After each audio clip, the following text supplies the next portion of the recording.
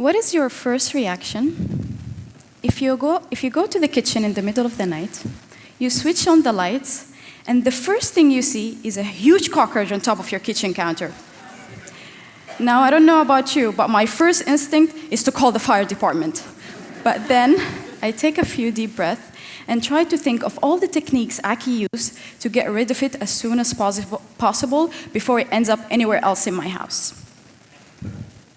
Now, let's think of the same scenario, only this time from the cockroach's perspective. So, this cockroach somehow ended up in my house, possibly an unfamiliar place. It could be lost, looking for its family, or a place to live. But every time it tries to do so, it finds itself in extreme danger. And even if I don't manage to get rid of it completely, the least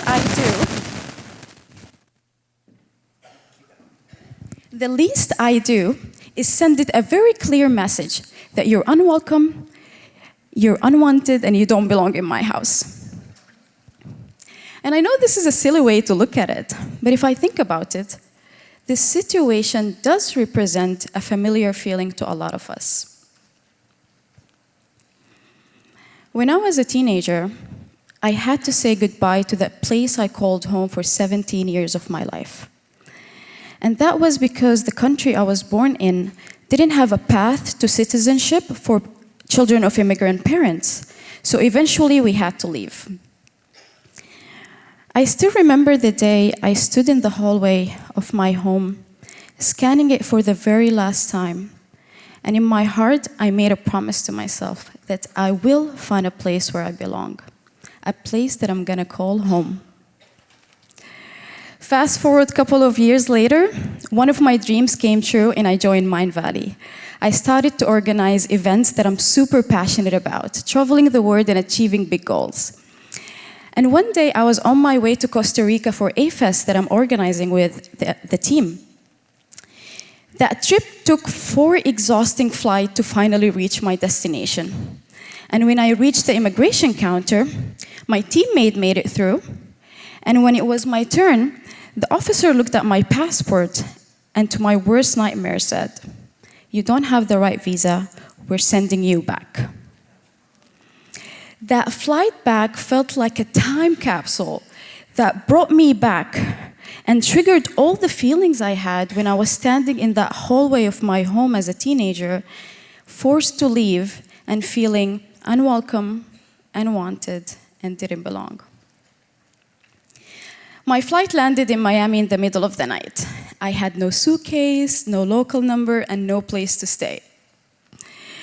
I found someone selling SIM cards, so I quickly bought one and desperately looked for an Airbnb that will take me in immediately. And luckily, I found one. Maria greeted me at the door of her humble house, a lovely lady in her 40s who lived with her son. I stayed in Maria's house for the next couple of days, and while I was there, Maria went above and beyond to help me get back to the event in time. I mean, she could have just told me how to get to the embassy, for example. But instead, she drove me there. She waited inside the embassy with me. She helped me get all my documents together. And when we were done with all of that, she looked at me and she was like, "You know what? You're too stressed. I'm gonna take you to the beach so you can relax a little." And in the end, things didn't work out, and I was really, really sad to miss the event. But at the same time, I had this feeling of like a blessing or gratitude, and I was really confused by that. I just missed an event that I worked really hard for. Why would I feel that way? And eventually, it dawned on me as I was sitting in my Airbnb room that I have finally found what I've always been looking for. I found home. And it wasn't this physical place that I thought that I've been searching for years. But it was the embrace of a stranger that did not make me feel like a cockroach in someone else's kitchen, but rather welcome, wanted, and I felt like I belonged.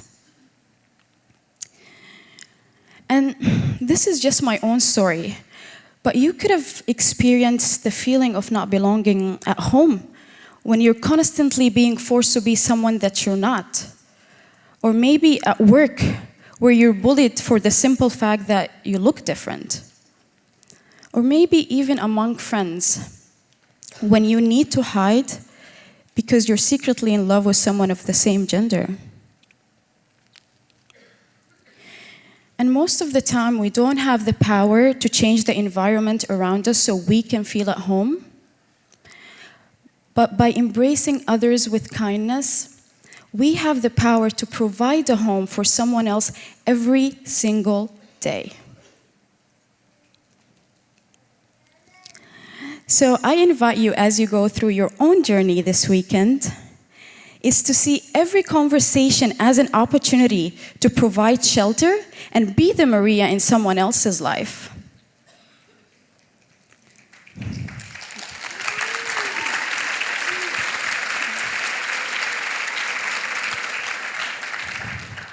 And in a world filled with homelessness, let us be the community that builds empires for others to call home. Thank you.